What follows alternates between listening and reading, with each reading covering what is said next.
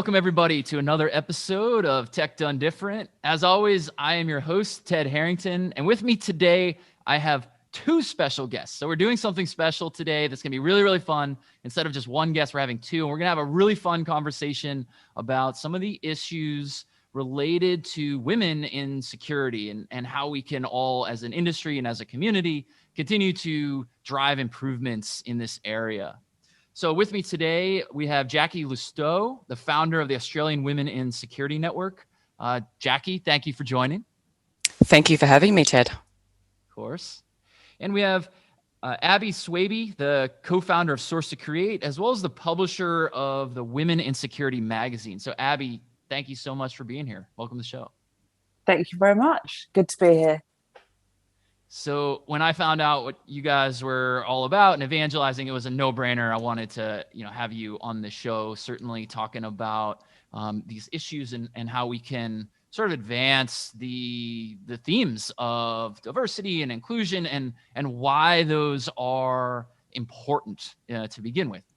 So I'll tee up the first question, and then as each of you sort of chime in and we are reacting to each other, but maybe as you guys get started, maybe you could just briefly introduce yourself and kind of your perspective and what you're working on. And where I think we should start the discussion is talking about, I think we, at a human level, right? We all know that these ideas are important. I don't think you need to teach anybody why diversity as a human being or inclusion as a human being are important. But maybe we could talk about at a business level. Maybe we could help explain to the audience why this matters to the pragmatic sort of business perspective, in addition to it's, of course, a human issue that should matter to us as humans. So with that, whichever one of you guys want to take it away, introduce yourself, and let's start talking about that topic. Okay, I'll go first. So obviously, Ted, I reside in Australia and I have done for over 20 years, originally from Bristol in the UK. I basically in 1996 scored my first media publishing house, scored my first job in a media publishing house, and that's how everything started. So from then until 2019, I worked in several different media houses. And then after that, I opened my own business, Source to Create, which is where I am now. We're a year old. I love every single day, and I haven't looked back. So with Source to Create, obviously with my business, we deliver different innovative, creative and engaging content to end users, but also I get to work with key associations like AWSN, the Australian Women in Security Network. I work with them on their annual Women in Security Awards, of which we've gained huge momentum in for that event. Then we looked at the gaps, we worked out what was missing, and we found that there was no publication globally that actually catered for women in security and all walks of security. There are lots of groups, associations, different events, but there was no publication. So we launched Women in Security, and I launched that in partnership with AWSM. So on that note, the reason why we launched Women in Security was to basically give men and women actually a new platform to discuss the new developments and perspectives and issues and progresses that are arising across when it comes to diversity. We cover all different types of women in leadership. We hear inspirational stories from females in all types of security roles. And we look at progression, hiring, coping with a non-diverse workforce. So this is very timely. Training and recruitment. So that's pretty much me in a nutshell. I launched the first issue on the 26th of February. So it's only been out nearly a week now. It's pretty exciting. Thank you. And it looks great. Scary. Yeah, I learned a few things when I launched it, that's for sure. And I've launched quite a few magazines in my lifetime, but this one was the scariest of them all. Launching into an industry that ultimately everybody's looking at you when you talk about women in security. So it was very nerve-wracking. But I have to say, been very humbling, received thousands of messages from men and women around the globe. And the subscriptions went through the roof in the first couple of days. So apparently everybody loves it. So it's great to be on this show, to be able to talk about the different issues within pretty much the publication, literally. Yeah, so that's it. So, Jackie, I'll let you introduce yourself before we start answering the question.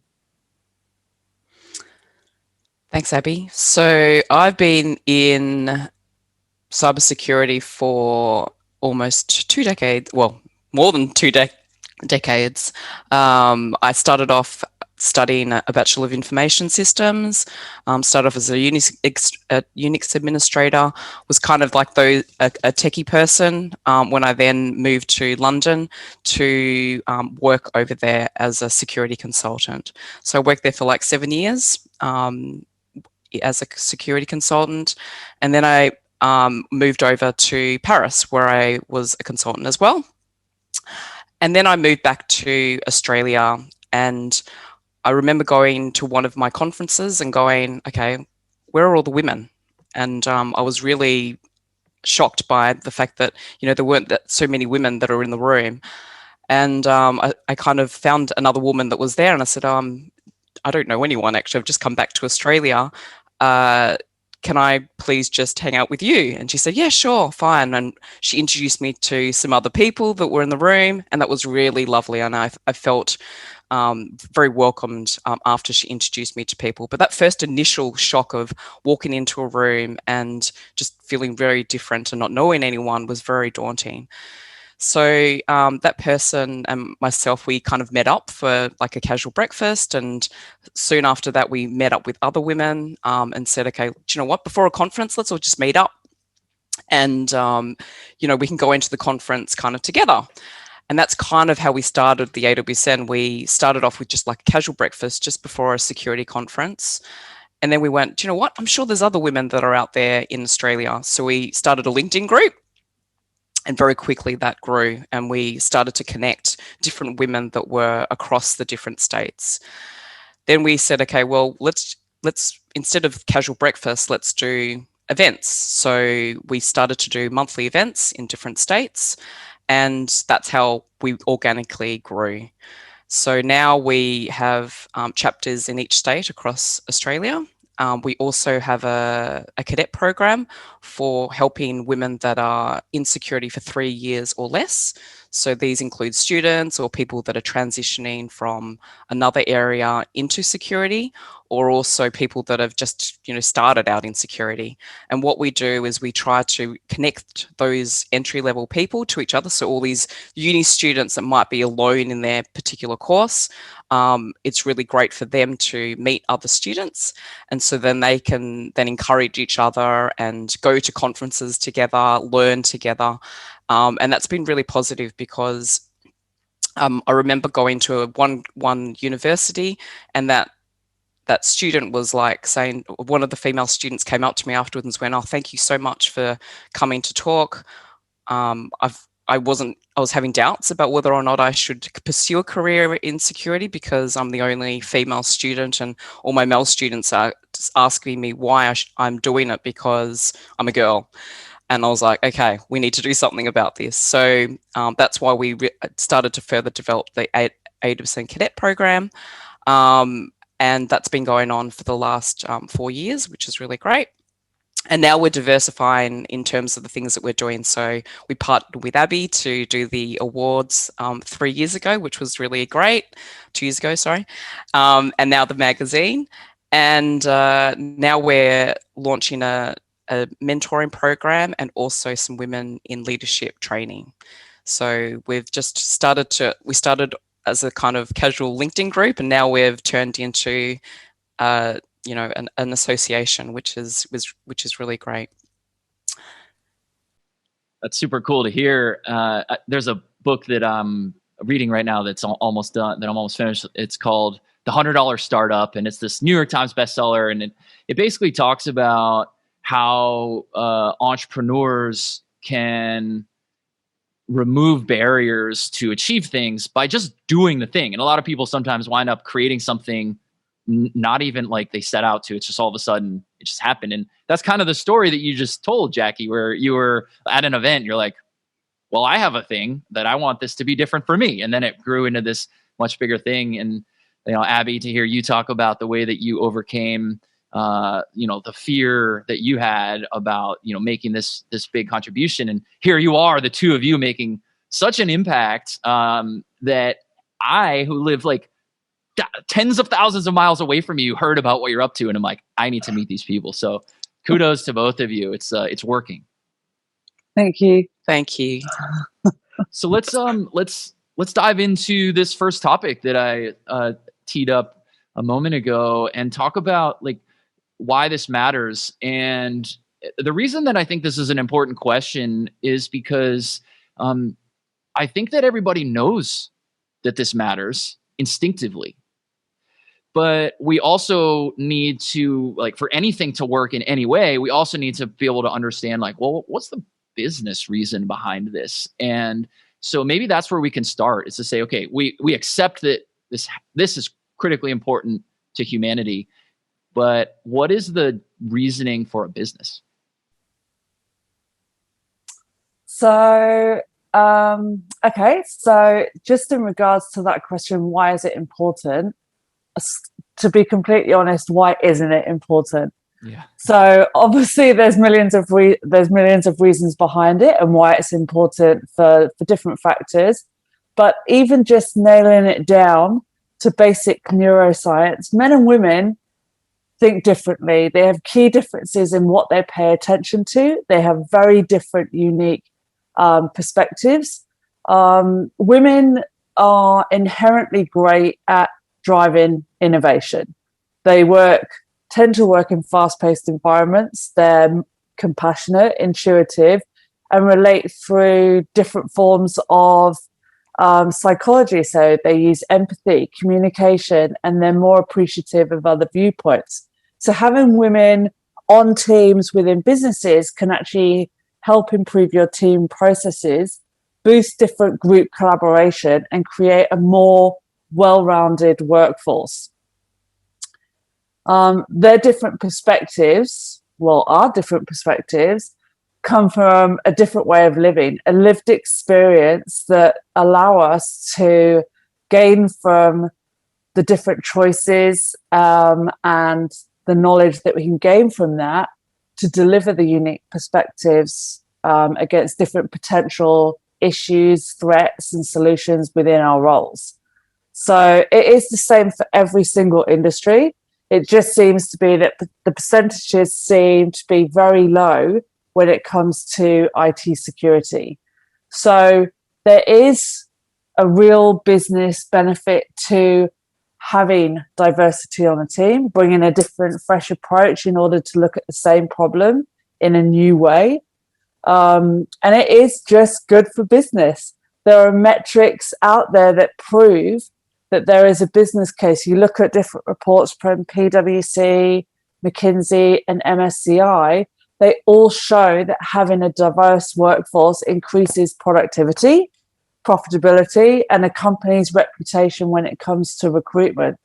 So it is important. Everyone does already know about it, but I think the education just needs to keep going out there and being pushed to the industry. Yeah, and I have to say, point. Yeah, sorry, go ahead, Jackie. And I have to say that I love the questions that I'm getting from companies has changed. It's not about, okay, why is diversity important? It's, okay, I don't have any females in my team. How do I get more females in my team? And I think that's really refreshing after, just a few years. Instead of me being asked to go on panels, why is diversity important? It's actually, how do we actually fix this problem? So I think that there definitely has been a shift. People understand that diversity is important. And as Aby was mentioning, it is good for business. Like if we think about the population, 50% of us are female. So, when it comes to product development or, human-centered design, you need to have women at the table as well, because you are selling to half the population, or you are trying to produce a a service which needs to be okay for females as well. So there definitely is a real business need to be able to, to include women at the table. And I agree also with Aby in the fact that, this is not just a problem for information security. I think a lot of these issues that we'll be talking about today is for a lot of the groups that, there's low numbers of females in those occupations. Technology seems to be a big one, and even within technology, security is even smaller. So that's why this particular area is why Aby and I are so focused on it, because if we can solve it within our particular industry who are actually wanting to make a change, then we can make a bigger impact rather than trying to solve it for all of tech or all of STEM. That's a fascinating approach to solving the problem. Focus on a specific area, especially an area that is in the most need, and then broaden it out from there. And I'm so happy to hear what you just described, Jacqui, that the tone of the questions are shifting. I totally agree with you. I already see the business case for diversity. And the reason I was asking that question was not because I didn't necessarily understand, but because I thought it was really important that we start there as a foundation. And you guys made such a good explanation for it. So if we can all agree, which definitely the three of us agree, and I would imagine that the majority, if not 100% of our listeners would agree that this is, that there's such a compelling business case for this.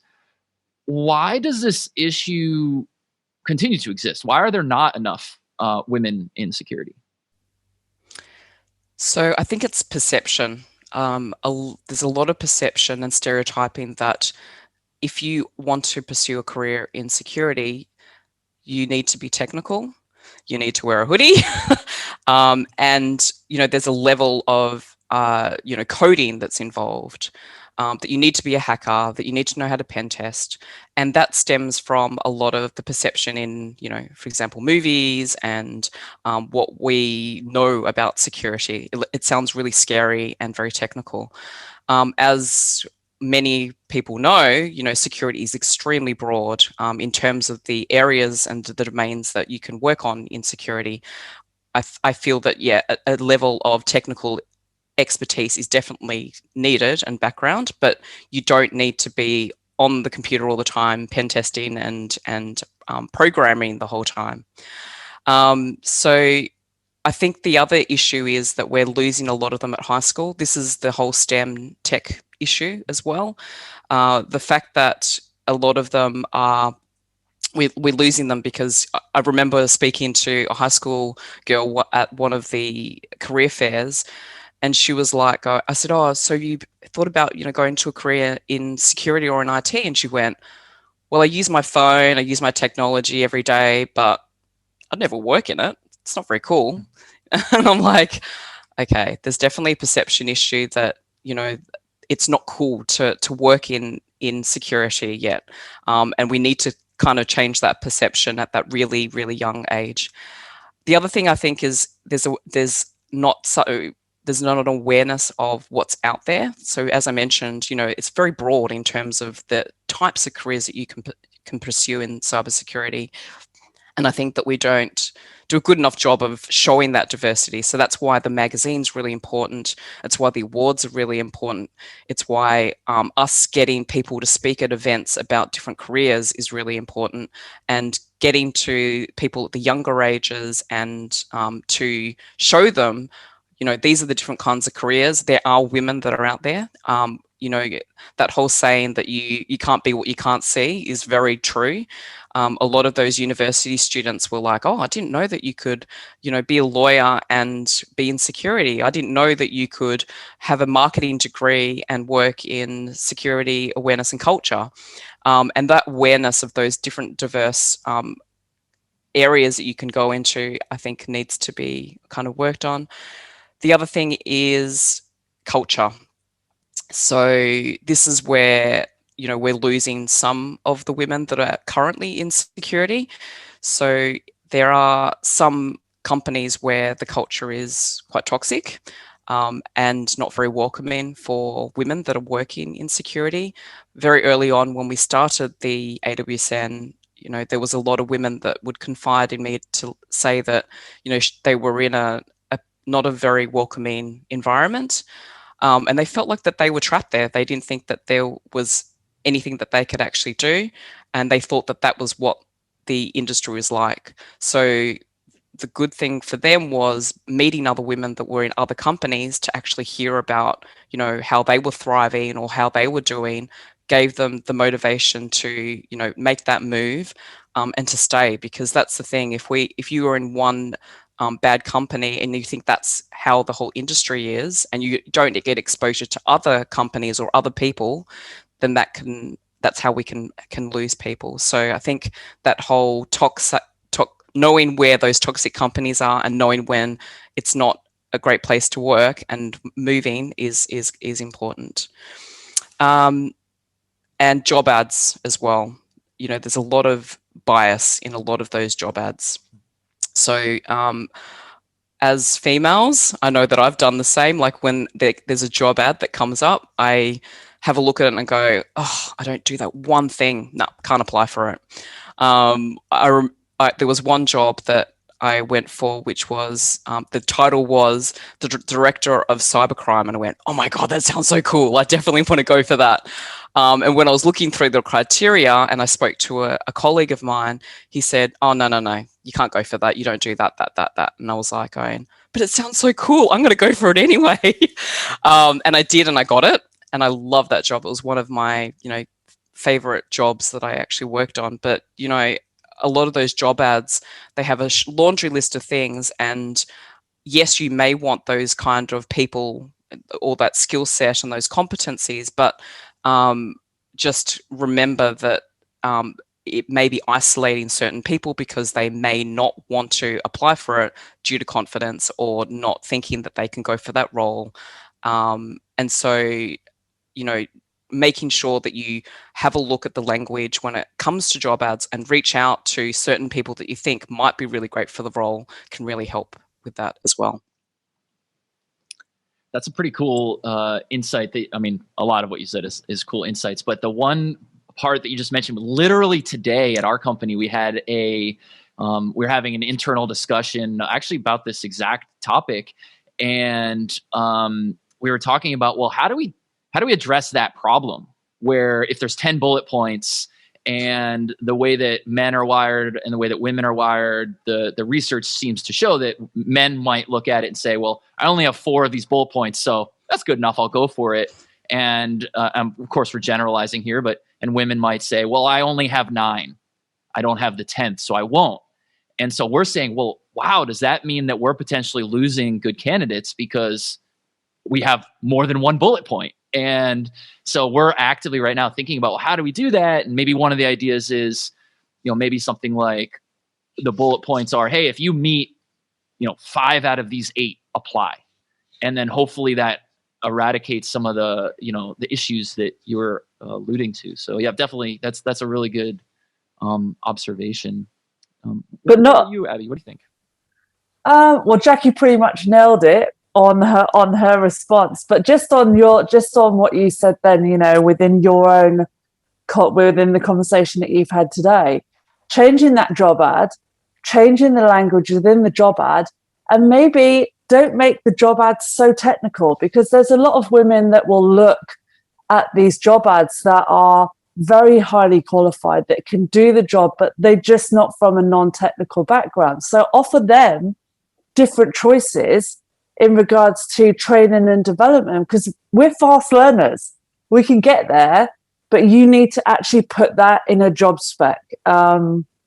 So that's what I would say in regards to your internal conversation, is that is ultimately what needs to happen. Those job specs do need to change. Businesses do need to change their job ads, and they need to actually look at different ways to broaden their career pools and who their prospects are in regards to generating more women into the industry. Exactly, and it's more about competencies rather than, okay, you need to have background in this particular firewall or Right. technology. Because I mean, if you say have firewall management security experience or something like that, then that opens up a whole lot of different people. People can learn, like, you can then learn how to do it specifically for that particular platform or technology. So I think taking the technology words out of it can really help and open those doors as well. Yeah. So we've talked a lot today about some of these barriers that exist. Certainly, job ads being one of those issues, and many of the other things you guys enumerated. So, how do we overcome these barriers? So I think that this stems from a very young age. I saw it even with my young kids. When you're handed a present, the boys get Lego, they get robots, they get all these toys that encourage them to, work with things and improve their kind of logic and stuff. And I realized that all the girls, they get dolls and they get things for tea sets, etc. And you sit there going, okay, well, that already starts at a very young age. The encouraging thing is that I've seen now dolls that have like scientists, and the books are now becoming a lot more diverse in the language and the stereotypes that they write in it. I remember reading a book to my son um, that I had when I was young, and the stereotypes in that was incredible. I was like, wow, you can't say that in this day and age. And I think that the language is changing now in the books that we read to our children, which is going to help a lot, I think. And we need to continue with that to show, have in the books show that, mum or dad can be whatever they want, as opposed to, dad is going to be a doctor and, mum's going to be, in a nurse or things like that, that largely gives the stigma that, that is a male job and this is a female job. I think that needs to change. And that is slowly starting to change, which is great. And then learning what the different careers are. So I feel that we need to really make this change in high school. So like year 7 and 8, that's when people are influenced as to what they want to be. They have to make that choice already, whether, okay, I want to go down the science career or I want to go down the arts career. And if we don't expose them to this is what it's like to be in technology or in security at that early age, they're not even going to consider it. And they won't want to then go on to university and potentially take that career path. I think that it's great that we're starting to see a lot more coding camps. So a lot of organizations have been pushing for a lot of that, which is really helping. And you can see that has made a massive difference. Like there are more women that are coding now. And I think that it's largely thanks to those programs out there that are encouraging young girls to have a love for coding. We need to do something similar, I think, for security. There are programs out there, especially in Australia. The ACA have rolled out the cybersecurity challenges, which makes they're kind of like fun challenges that high school students can do. And it's great to see that the participation of women are increasing in that as well, which is really great because it gives them an idea of, okay, this is what it's like to work in security, but it also teaches them the importance of security as well, which I think is a double benefit. So learning about, okay, this is why security is important, but also, hey, how about considering a career in security is really important. So I think it's the starting at a young age, which is really important, but it's also encouraging companies to be more flexible with their employees and equal pay. So when it comes to, and I think that we've made some progress in this, a lot of the large company, like when I was in France and that was, sorry, French listeners, if there are any French listeners, but when it came to flexible working, a lot of the women went back to work at 3 months. And I when I asked for extended maternity leave, they were looking at me like, oh, wow, really? Do you want to do 8 months? And I went, yes, no, I do. I want to definitely stay with my child, and then I want to be part-time. And they went, part-time? We don't even have it in the system. So, it's a different culture shift. Here in Australia, I think that we are really great with that. We have, it's accepted as a culture that you take a year off for maternity leave and then work part-time. However, when it comes to security, I think those part-time jobs are not so common. I've been very lucky that I've been able to work part-time in all kinds of different schemes. So I'm going to do a promotion for job sharing. I did job sharing, and job sharing was fantastic. I got promoted into a job share role at a big bank, and that was fantastic. I know that I was very lucky. I was with a job share partner who was brilliant. So the great thing about job sharing is that you get 40 years experience in one person. Like the girl that I job shared with, she had a background of marketing, psychology, and I had the technical background. So together we were a fantastic team because we really complemented each other. And it meant that we really did work the 3 days, and it allowed us to actually have time with our family, but also to work, in security in our roles. So I think that companies need to look more at those flexible working schemes in order to retain, really great talent and great women that are in our industry, because we do lose them because they think that they don't have a choice, that they have to stay home and look after the family because they can't work as well as look after the family. Yeah, and I think just to add on that, clearly within schools, the message is men are better at tech than females are. I know that from having 2 girls and 1 boy in my household. My girls, I was insistent that they needed to do some kind of technology, STEM class or security class. But the school teacher that was actually teaching that, he was the nerdy, uncool teacher that no one wanted to be in that classroom. It was really uncool and it was boring. On top of that, I had my son in another room playing video games and watching movies. And it those really reinforced the stereotypes that we actually have still today in tech, and also in cybersecurity. Look at the hacker movies; they're all men. And like Jackie said, they're either in hoodies or in suits, walking into big buildings and organizations trying to hack someone. So, are we actually really surprised that it's the majority of men dominating the industry? So as mentioned already, the only way to actually change that and to change the industry is to remove the gender bias stereotypes. And as I've learned very recently, which, coming from a family, my upbringing and a family of 3 kids, 2 girls, 1 boy, color is very important. And I just learned a very valuable lesson by issuing the first issue of Women in Security magazine with a pink cover.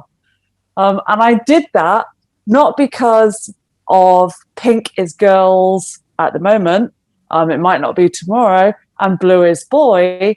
It's all down to the fact that was what looked best with the illustration that we had on the front cover. It was also a mixture of both my logo for Women in Security magazine and the AWSN logo. And it was a mixture of everything. So I think we need to change the different messaging that we have out there, including color, imagery for cybersecurity, no hoodies, job specs, descriptions, and the language used within them that we've already brought up. And within the organizations themselves, we need to remove the barriers of the unconscious gender bias in the workplace. People say they don't have it, but you do. It is there. I think everybody has it. There aren't enough mentors in the industry to bring these young females up through the organization into different leadership roles and tell them what's going to benefit them, what's not going to benefit them, and how to get to that next step. Flexibility as well. Men are seen as having to have the full-time jobs, and Jacquie actually nailed it there, where, I mean, she wants to do work share and part-time and all those different things, but why can't the men do that? And why can't the women be there and have the flexibility within the office to do full-time? So it kind of works in both ways for men and for women. Businesses just need to be more flexible in their job roles. 100%, Abby. Yeah. Until we actually have men that are doing flexible working, there's no choice for the women that might want to work full-time. You're right. Yeah. I mean, you look at how hard it is to get men to have paternity leave. It is a perfect example of different roles within the business, and also the unequal growth opportunities for women compared to men. That is not going to change until the businesses change. That isn't something that we as women can actually enforce. The businesses have to enforce that and try and make that more equal when it comes to growth opportunities within businesses. And I think the last one is that even though businesses find this part really, really hard, it's not that hard, because I know for a fact, especially in the Australian ANZ market, there are so many women out there that you can attract within different leadership roles, security roles, different business roles, awareness roles, risk and management, resilience. They are there. It's just that no one knows really about them. And because of the job specs, that these women aren't actually applying for anything. So I think that we need to change the way that businesses attract women within their business. And like I said, we are moving in the right direction. Jacquie's already said it. Nominations for the Women in Security Awards last year pretty much doubled. Well, actually, it tripled. And I can see that happening year on year. So it's allowing us to elevate more women within the market. Men are elevating more women in the market, which is amazing to see. And all we need now is the businesses behind these initiatives and behind AWSN and behind the initiatives that I'm working on to basically challenge the culture from within and not make it end up just being noise and us screaming from the rooftops all the time. So I think to remove those barriers, that's what you've got to do. And you know what? We have actually had those barriers. They've existed since World War II. So when I've been doing my research on gender biases recently, I've been looking at where this actually came from. Like, why are we like we are? And it does actually stem from prior to World War II. So to be fair, I don't think it like the whole bias is deeply entrenched within businesses anyway. So to remove those, we've got to break those stereotypes and encourage more women into the IT security field. And I think AWSN holds that that is their core mission. And I think that we need to actually, there's a lot of different organizations around the globe that are actually doing the same thing, trying to elevate these women into the industry so that we can actually create a different culture within businesses. Oh, that's great. And go ahead. And just to add to that, I think that it's vital to do that now, especially during this COVID time. There has been a lot of, people working from home and homeschooling in Australia, which has really hurt a lot of people. That's been quite painful. And, some studies have actually been coming out saying that, all the work that, a lot of these organizations like ourselves have been doing over the past 25 years may be wiped out if we don't do something now, because a lot of the time it's the female that seems to take a lot of the homeschooling and the family life, and we just need to try to just pay attention to that and make sure that all the work that has been made over the last 25 years isn't so we don't lose it, right? Yeah. We don't lose it. Yeah. Yeah. Awesome. Well, those are really great insights all around for sure. So as we wrap up on time here, and man, I could talk to the two of you guys for the next 17 hours straight, but we can't. So if we were going to leave with just maybe one idea here, there have been so many ideas that you've all shared. And so maybe this is even just a restatement of something that you've already said, but for the men who are listening to this show right now, many of whom are in leadership positions and can actually go implement change at their organization, but also including men who maybe aren't in a leadership position, but just in the way they go about their daily role. What would be a piece of advice for what men can do in order to better champion the women in security? So for men and women, day to day, I think one thing that can really make a difference is that if you see somebody that has potential, you reach out and actually offer help. So that's either mentoring, or it might be to put them on some training, or simply when you're in a meeting and they have a really great idea and they're trying to articulate it, but they're not quite getting heard, to reiterate what they're saying and say the language, I agree with you, Jane, or whoever it is, that idea that you just said about blah, blah, blah, blah, blah is really great, and this is how we can do it, to really kind of mirror what they're saying, because sometimes it can be really difficult to be heard in the room, and to actually just do that small thing not only helps with the confidence of that person, but it also helps them to get heard and their ideas. And I think from my perspective, we really need to ask men to champion us and be our allies rather than try and alienate them. As an industry, we need to actively seek to hire, retain, and promote women in all levels of the business. And yeah, so at the end of the day, I mean, there is so much research behind it. The businesses already know this. Having a diverse workforce is just great for business. It increases so many different things.